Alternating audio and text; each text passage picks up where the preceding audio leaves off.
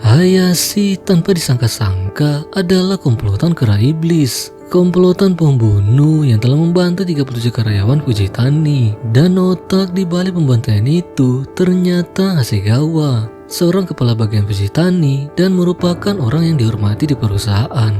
Setelah melihat keputusan Saotome dan kawan-kawan untuk tidak mengejar Ansai ke puncak, Hasegawa memberi kode pada Hayashi dengan sebuah isyarat kalau ia lapar.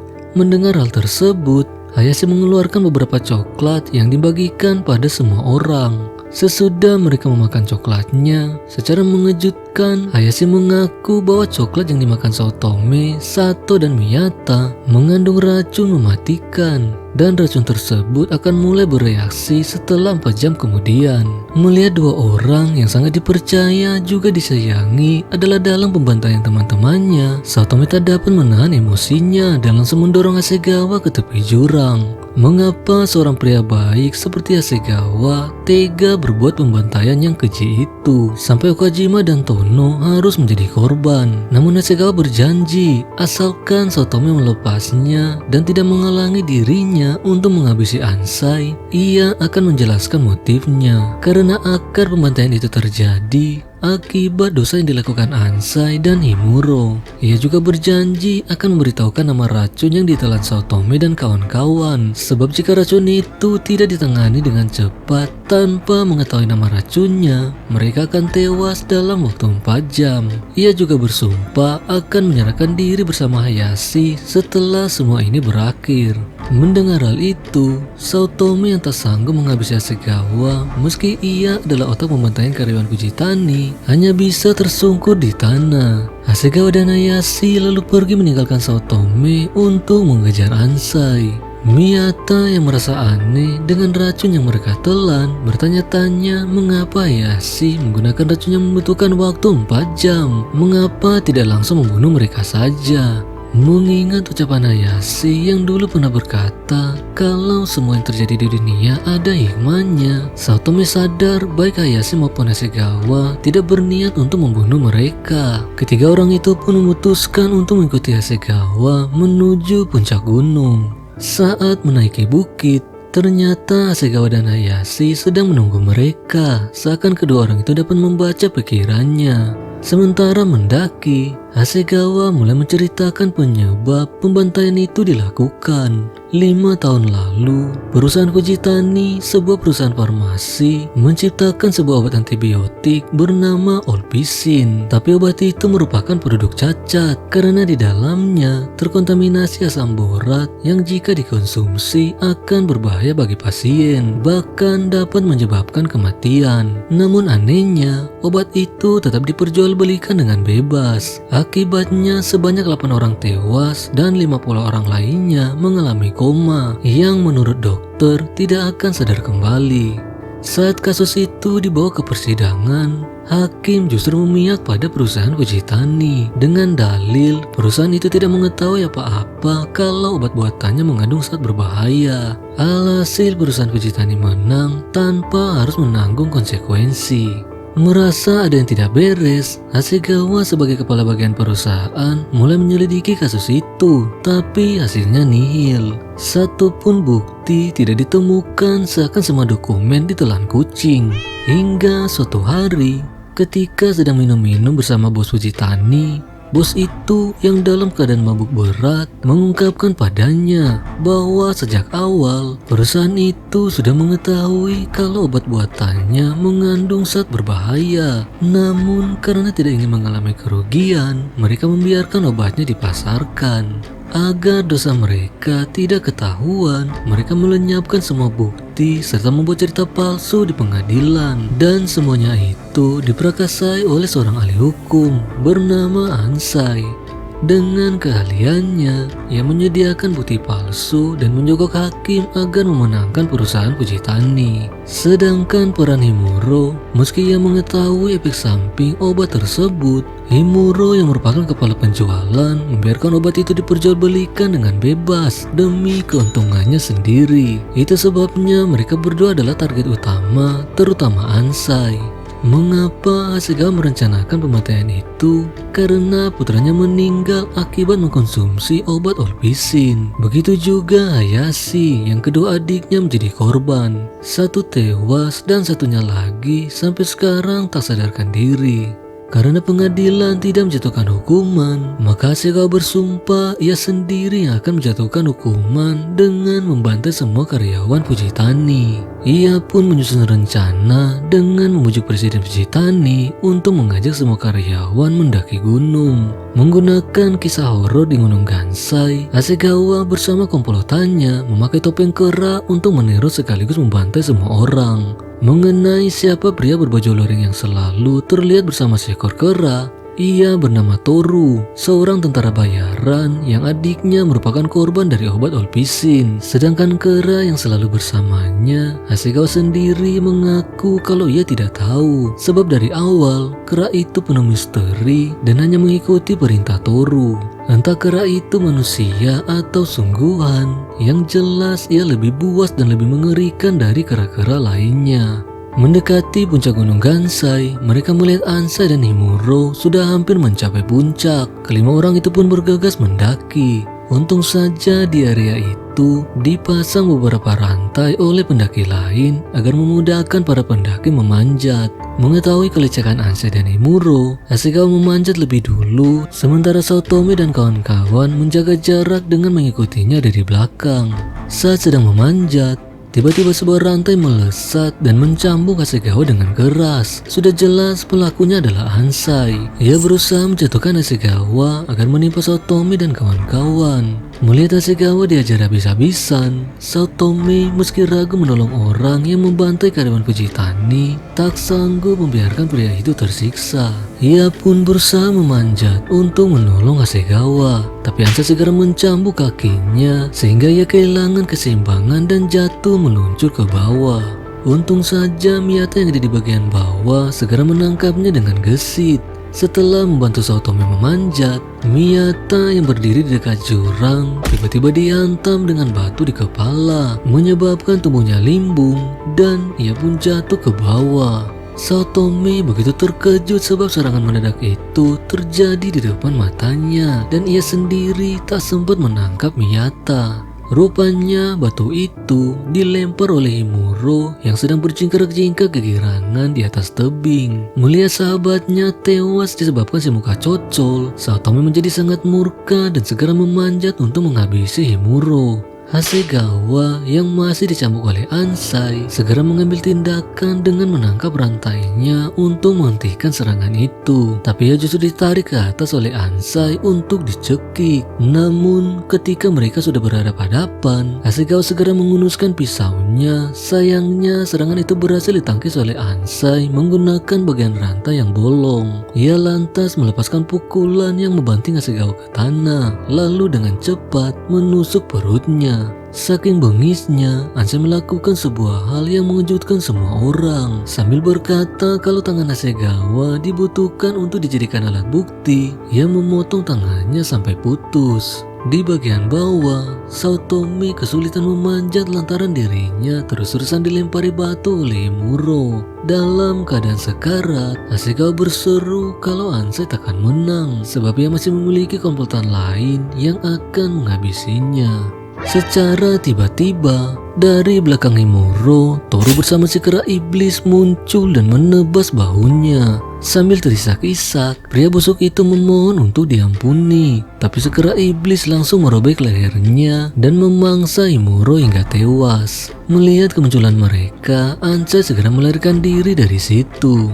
Sebelum Toru mengejarnya secara mengejutkan, ia menyuruh si kera iblis untuk menghabisi Saotome dan semua orang. Tentu saja Hasegawa melarangnya sebab target mereka hanya Ansai, bukan orang tak bersalah. Tapi melihat Hasegawa sekarat, Toru mengabaikan perintahnya dan pergi mengejar Ansai. Si kera iblis melihat Saotome di depan mata, langsung menerjangnya seperti kera gila. Saking cepatnya ia melompat, Saotome yang tak sempat mengelak langsung ditabrak oleh kera itu sehingga ia terlempar sampai ke tepi jurang. Tapi kera tersebut tak berhenti begitu saja. Ia mengejar Saotome lalu membantingnya ke tanah. Ketika Saotome hampir dimangsa oleh sekera iblis, Hasegawa melompat dan menusuk lehernya. Tapi serangan itu justru menyebabkan sekera iblis makin menggila. Ia menjatuhkan Hasegawa ke tanah lalu menggigit perutnya dengan sangat brutal. Dalam keadaan sekarat, Hasegawa mengeluarkan sisa tenaganya dan menusuk mata si kera, menyebabkan gigitannya lepas dan berbalik untuk melarikan diri. Tapi Saotome yang berada di belakangnya dengan sebuah jaket yang dibungkus batu menghantam kera itu di kepala sampai terpelanting. Kendati demikian, kera itu masih sanggup berdiri dan hendak memangsa Saotome yang sudah kehabisan tenaga. Tanpa disangka-sangka, Hayashi dengan cepat menabrak kera itu jatuh ke jurang. Sebelum Hasegawa meninggal, ia berpesan pada Saotome untuk tetap hidup.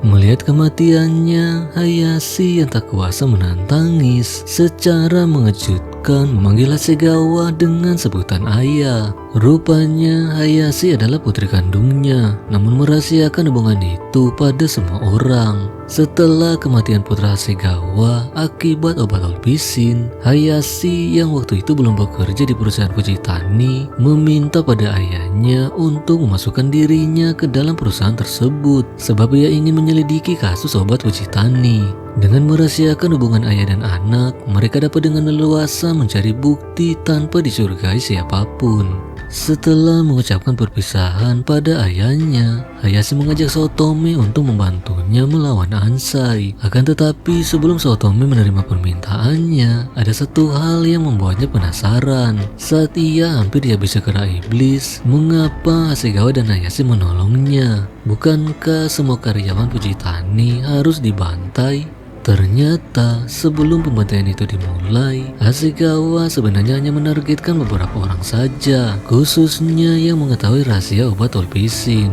Hasegawa lantas membagi beberapa kelompok berdasarkan huruf alfabet. Kelompok dengan kategori S adalah orang yang benar-benar mutlak untuk dihabisi, seperti Ansai dan Himuro. Kelompok dengan kategori A adalah orang yang kemungkinan juga akan dihabisi, dan begitu pula seterusnya. Mendengar hal itu, satu penasaran di mana ia dan Saotome dikelompokkan. Sayangnya Hayashi tidak menjawab pertanyaan mereka.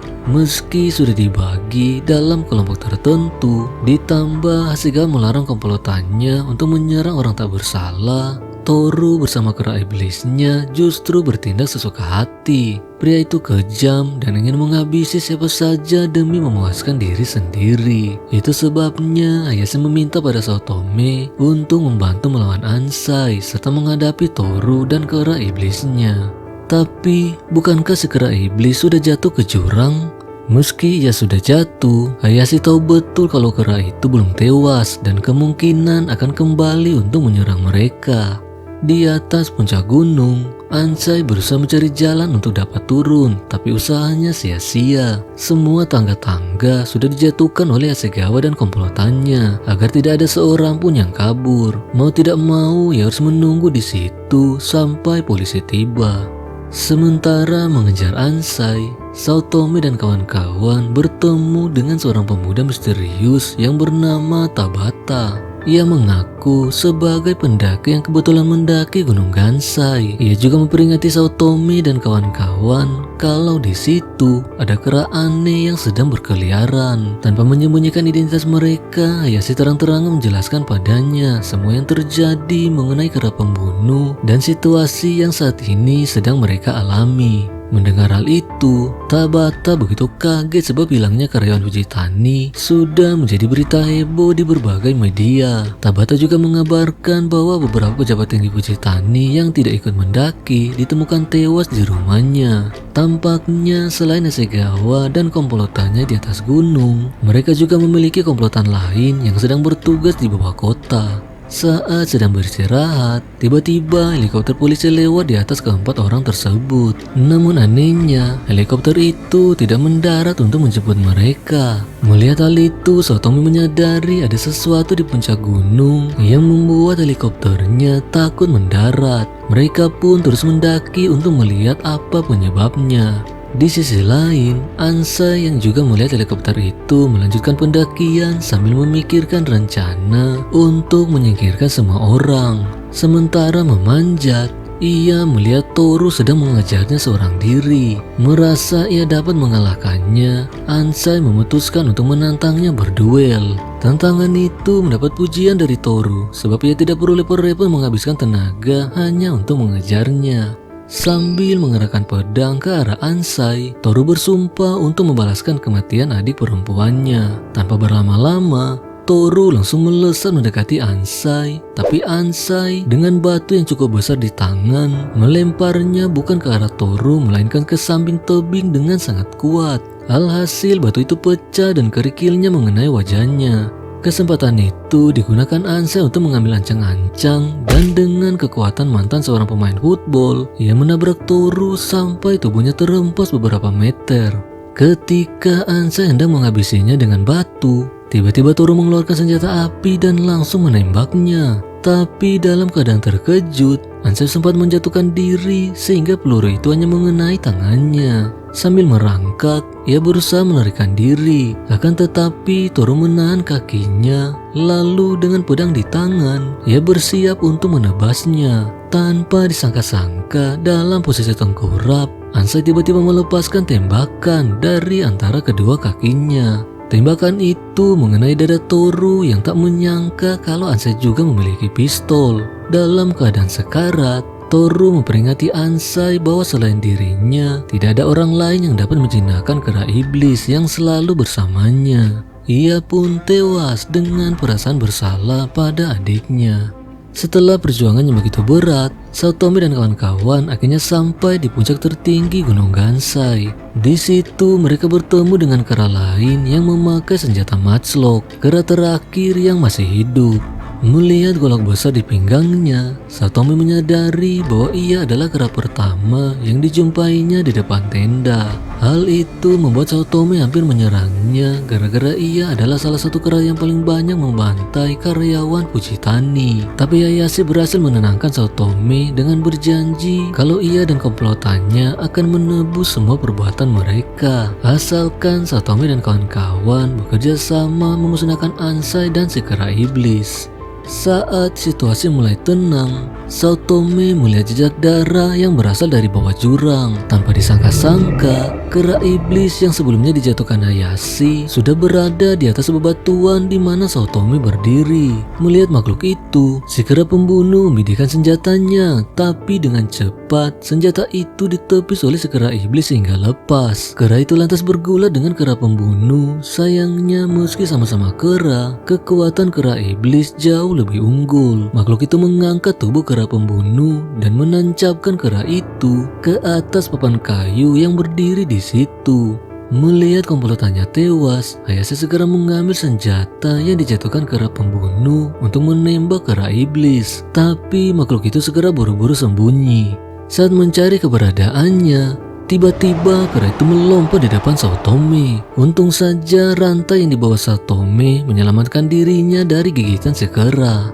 Selagi Satomi menahan amukan makhluk itu, Hayashi segera membidikan senjatanya di kepala kera iblis. Akan tetapi, ketika ia hampir melepaskan tembakan, Tabata tiba-tiba menusuknya di perut. Ia ternyata adalah sahabat Toru yang disuruh untuk melindungi sang kera. Hanya saja ia tidak mengetahui kalau Toru sudah tewas. Ketika Satomi hampir dimangsa oleh kera itu, Ansai muncul dan menembaknya dari belakang. Terkejut dengan tembakannya, si kera iblis mencoba kabur, namun Hayashi segera mengambil senjatanya dan menembak kera itu tepat di dada. Melihat si kera iblis tumbang, Hayashi segera mengarahkan bidikannya pada Ansai. Tapi pria itu tidak bergeming sedikit pun. Senjata yang digunakan Hayashi adalah jenis matchlock, sebuah senjata yang hanya dapat menembakkan satu peluru dan membutuhkan bubuk mesiu untuk menembak lagi. Mengetahui tidak ada senjata yang dapat digunakan untuk melawannya, Ansai tersenyum sebab rencananya menghabisi semua orang akan berhasil. Tiba-tiba Tabata mendekati Ansai yang menyadari pedang di tangannya adalah milik Toru. Sambil berpura-pura sebagai pendaki biasa, ia menanyakan kabar pemilik pedang tersebut. Namun sebelum Tabata melakukan sesuatu, Sato segera membongkar kedoknya sehingga Ansai langsung menusuk jantungnya dan menendang pria itu jatuh ke jurang. Melihat tindakan Ansai yang semakin brutal, Satomi menyadari bahwa ia sudah semakin mirip dengan kera pembunuh. Sebelum Ansai menghabisi Satomi dan kawan-kawan, ia mengakui kalau sejak awal sudah mengetahui efek samping dari obat olpisin dan membiarkan penjualannya terus dilakukan karena ia merasa hal itu demi kejayaan dan masa depan perusahaan Fujitani. Saat Ansai mengalihkan pandangannya ke arah kera iblis, kera itu ternyata sudah menghilang. Di tengah kepanikan, tiba-tiba makhluk itu melompat di depan Satomi untuk menerkamnya. Dengan cepat, Ansai mengayunkan pedangnya, namun kera itu berhasil mengelak sambil mencengkram lengannya secara bersamaan. Kera itu lalu mengambil tiang yang masih tertancap di tubuh kera pembunuh dan menghantam Ansai dengan sangat keras. Melihat Ansai pingsan, Satomi melompat dan mencekik kera itu dengan rantai yang ada di tangan. Namun si kera iblis menyikut Satomi sehingga ia terlempar ke jurang. Untung saja dengan rantai yang masih melilit di leher si kera, Satomi menggunakan rantai itu untuk bergantungan di tebing. Merasa kekuatan kera iblis jauh lebih kuat dari dirinya, Satomi memanfaatkan tangga yang ada di samping dan menahan kera itu dengan sekuat tenaga. Selagi Satomi menahannya, ia memanggil Ansai untuk meledakkan kepalanya, tapi Ansai ternyata belum 100% sadar. Satomi yang mulai kewalahan menahan kera itu perlahan-lahan mulai ditarik ke atas, tapi secara mengejutkan sebuah tangan muncul dari bawah dan menahan pinggangnya. Tangan itu ternyata adalah Miyata yang datang membantu Satomi. Rupanya saat Miyata jatuh ke jurang, ia beruntung karena tubuhnya mendarat di atas mayat seorang polisi. Mereka berdua pun bersama-sama menahan kera itu sambil berharap ada orang yang akan berbuat sesuatu pada si kera iblis. Melihat Satomi dan Miyata sedang berjuang menahan kera itu, Sato tanpa sengaja melihat sekantung bubuk mesiu yang sebelumnya jatuh dari tubuh kera pembunuh. Ia pun mengambil kantong itu, lalu dengan sumbu yang menyala, gadis itu melompat ke badan si kera dan secara mengejutkan meledakkan dirinya bersama-sama. Akibat ledakan tersebut, sebagian kepala kera iblis hancur, tapi satu juga kehilangan tangan kirinya. Melihat kera itu tak berdaya, Satomi dan Miyata serempak menariknya ke bawah hingga jatuh ke jurang dan tewas menghantam tanah. Satomi lalu segera memeriksa keadaan Hayashi, tapi kondisinya ternyata makin memburuk. Rupanya coklat yang mereka makan waktu itu semuanya mengandung racun, termasuk yang dimakan Hayashi dan Hasegawa. Hanya saja racun yang dimakan mereka berdua tidak dapat disembuhkan sebab mereka telah berniat untuk menebus pembantaian itu dengan kematian. Sebelum Hayashi tewas, ia berkata kalau sejak awal ayahnya telah menempatkan Ansa dan Himuro dalam kategori S, kelompok yang harus dihabisi, sedangkan Satomi berada di kategori Z, yaitu orang yang harus dibiarkan hidup, dan ia satu-satunya orang yang masuk di kategori tersebut. Sebab mereka berencana membiarkan satu orang hidup agar dapat menceritakan pembantaian di Gunung Gansai sebagai peringatan bagi orang-orang yang melakukan ketidakadilan. Itu sebabnya sejak awal perjumpaan dengan para pembunuh, Satomi sering diabaikan untuk dibiarkan hidup. Dan alasan mengapa Satomi dipilih karena ayahnya menyukai Satomi sebagai orang yang jujur. Meski ia sering diejek sebagai karyawan yang paling bodoh, tapi Satomi memiliki satu hal yang tidak dimiliki orang lain, kebaikan hati. Hayashi lalu memberitahukan nama racun yang diminum Satomi dan kawan-kawan, yaitu racun selokit. Asalkan mereka menjaga pernafasan sambil memberikan nafas buatan, mereka akan bertahan hidup sampai pertolongan tiba.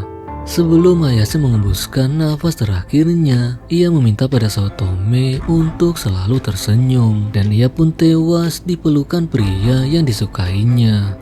Melihat semua perjuangan mereka sudah berakhir, Sato lalu memberikan transceivernya pada Miyata untuk segera menghubungi polisi. Namun belum sempat Miyata mengambilnya, tiba-tiba Ansai merampas alat itu. Dengan gamblang ia mengungkapkan semua rencananya bahwa ia akan menghabisi Saotome dan kawan-kawan dan menjadikan dirinya sebagai satu-satunya penyintas yang masih hidup. Dengan tidak adanya saksi mata, ia akan membuat kisah baru yang akan menjadikan dirinya sebagai pahlawan. Ketika Ansai hendak menjalankan rencananya untuk menghabisi mereka semua, tiba-tiba Miyata tertawa terbahak-bahak. Secara tak terduga, ia mengeluarkan transceiver lain yang rupanya diambil dari mayat polisi saat ia jatuh di jurang. Dan tanpa sepengetahuan Ansai, alat itu sedang tersambung ke kantor polisi. Alhasil semua ucapan yang disampaikan Ansai didengar semua orang. Mendengar hal itu, Ansai kaget sekaget-kagetnya sampai otaknya hampir gila mengetahui rencananya sudah pasti gagal. Dalam keadaan panik, ia langsung menembak Miyata. Untung saja tembakannya segera di tepi Saotome sehingga hanya mengenai pundaknya saja.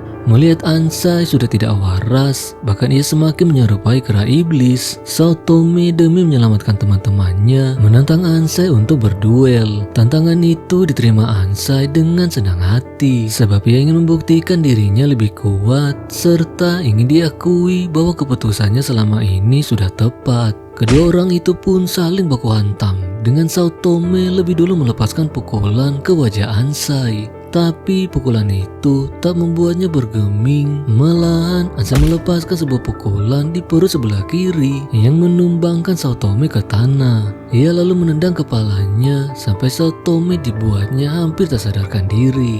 Dalam kondisi hampir pingsan, Saotome mulai melihat bayangan Yuji dan Hayashi yang tewas di depan matanya. Hal itu membangkitkan tekad Saotome untuk bertahan hidup demi melindungi Miyata dan Sato.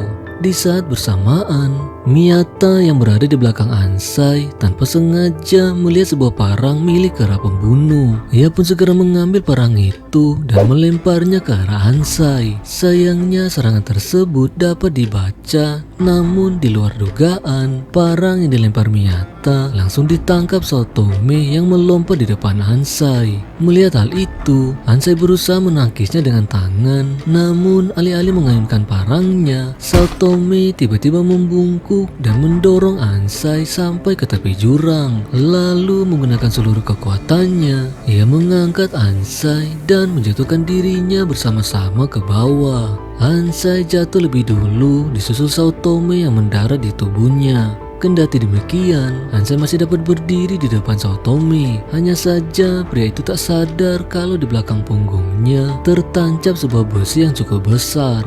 Ia lantas mengambil sebuah batu untuk menghabisi Saotome yang saat itu sedang kesulitan bergerak. Namun ketika melihat Tabata yang masih hidup, bahkan sedang berupaya melarikan diri, Ansai tiba-tiba berubah pikiran. Sambil membayangkan dirinya sebagai pemain football, Ansai melempar batunya sekuat tenaga dan batu itu meluncur tepat di kepala Tabata. Melihat lemparan kali ini berhasil, Ansai tidak lagi merasa bersalah atas kesalahannya yang dulu dan ia pun tewas dengan wajah yang tersenyum. Beberapa saat kemudian, Rogo penyelamat datang dan menolong Saotome bersama Sato dan Miyata.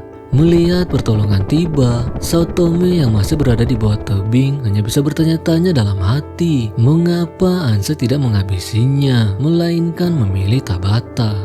Saat tubuhnya sudah semakin lemah akibat racun yang diberikan Hayashi, ia melihat ayahnya bersama seluruh karyawan Fujitani datang memberinya semangat hidup. Hal itu membuat Saotome yang tadinya putus asa kembali bersemangat.